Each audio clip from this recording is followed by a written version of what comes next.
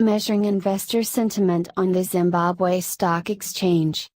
This article is written by Batsiri Winmore Masvina.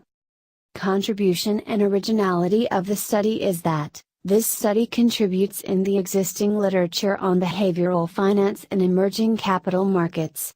This paper is one of the very few studies on the Zimbabwe Stock Exchange, ZSE, after currency reforms which were implemented in 2009. This study documents that investor sentiment could not be ruled out on the ZSE.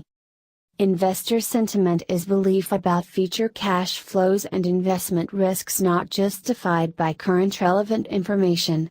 Additionally, investment decisions made without support from information.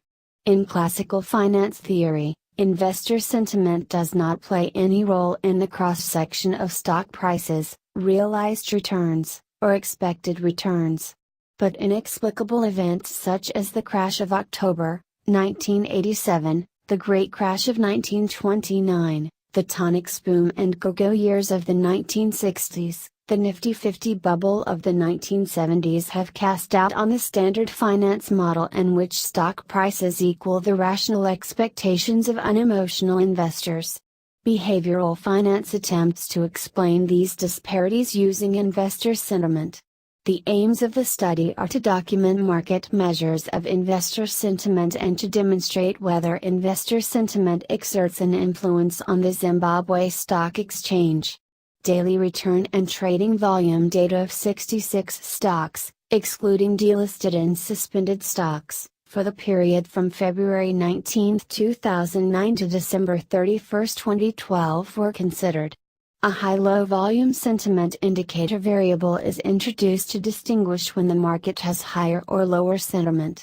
An ordinary linear regression was used to show the evidence of the effect of investor sentiment indicator on stock returns. The researcher found that approximately 40% of the market moved contrary to the market sentiment indicator.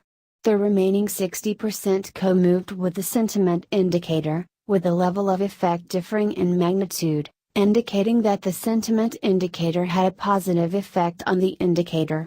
However, these results though are not statistically robust using the binomial test, as only 5 out of the 66 stocks, approximately 7%, were significant at a 5% interval. This is less than the number of significant results expected under the null hypothesis.